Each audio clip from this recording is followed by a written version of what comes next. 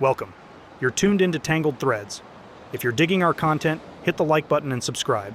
Thank you. Our story began in a way that felt ripped from the pages of a feel-good novel. We met at a friend's barbecue, an event I almost didn't attend. She was laughing at something when I first saw her, her joy infectious, drawing me in. We talked for hours that day, about everything and nothing, and by the time the party was winding down, I knew I didn't want this to be the last time we saw each other. Fast forward through months of dating, adventures, and shared dreams, and we found ourselves promising to spend our lives together. It was a whirlwind romance, the kind you think is strong enough to withstand anything. For the first few years, it seemed like I was right. We were the couple our friends envied, always laughing, always together. But slowly, almost imperceptibly, things started to change. It wasn't just one thing. It was a collection of small, almost insignificant moments that began to add up. She started working late more often. Her phone became an extension of her hand, always face down on the table or tucked away in her purse. She laughed less, and our conversations, once filled with excitement about the future, became more about the mundane aspects of our day. I tried to convince myself that it was just the ebb and flow of a long-term relationship. Every couple goes through rough patches, right?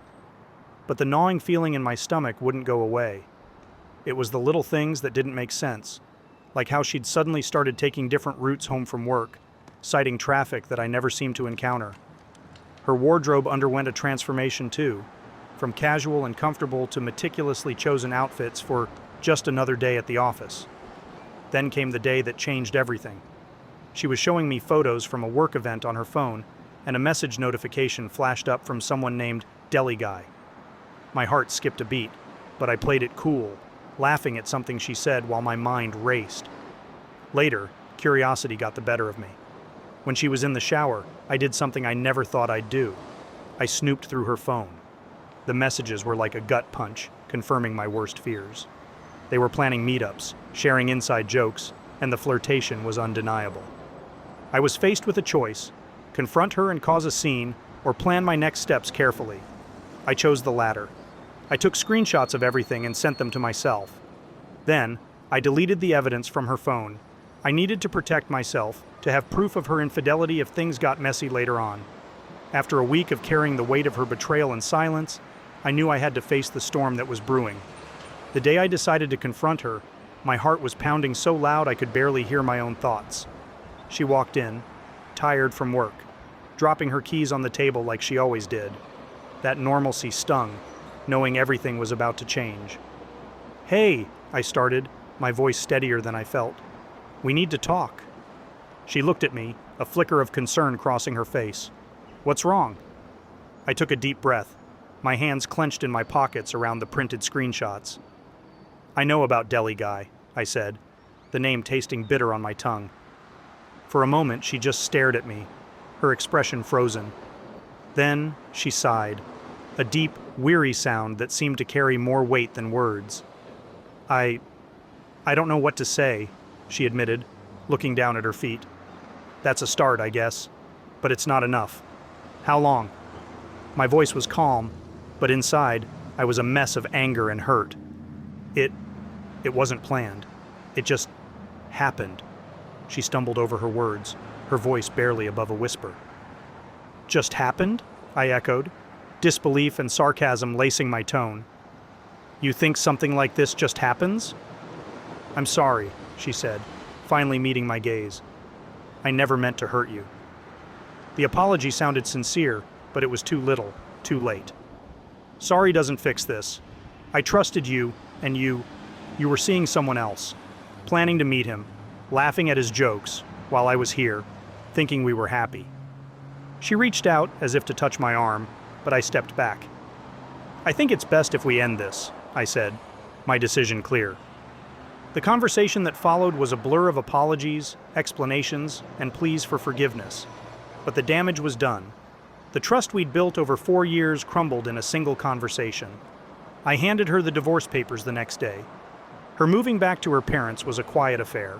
There were no dramatic goodbyes, just the silent acknowledgement of our failed journey together.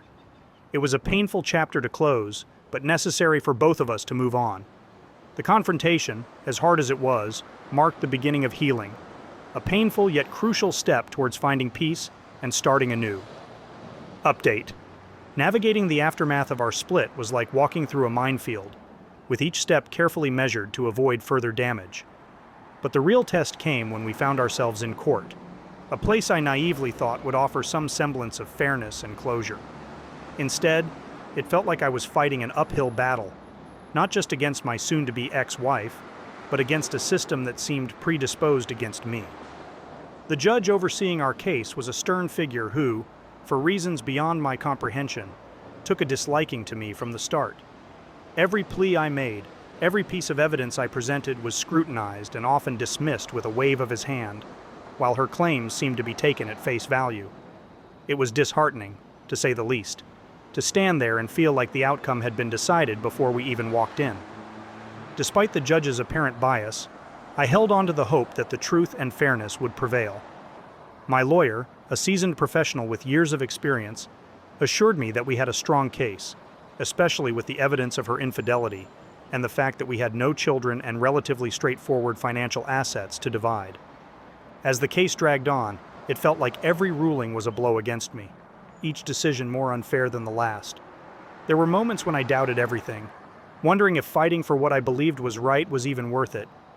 Then, on the final day of our hearings, when it felt like all hope was lost, the tide unexpectedly turned. Despite the judge's previous rulings, he announced that he would not be awarding alimony to my ex-wife. He cited her infidelity and the evidence I provided, which, against all odds, seemed to have made an impact. It was a small victory, but a victory nonetheless, in a battle I felt I was destined to lose. Walking out of that courtroom, I felt a weight lift off my shoulders. The battle was over, and though it had taken its toll, I had emerged without the burden of alimony, a testament to the strength of the evidence and perhaps a hint of fairness in an otherwise biased proceeding. The journey through the divorce was a harrowing one, marked by moments of despair and injustice. Yet in the end, I made it out, battered but not broken, with a sense of closure and the freedom to start anew. The experience taught me the unpredictable nature of life and the importance of standing firm in one's beliefs, even in the face of adversity. While this is probably one of the less destructive stories I've heard, it's a shame. Anyways, let us know your thoughts in the comments section below. When you subscribe, be sure to click the notification bell. Click here for more Tangled threads.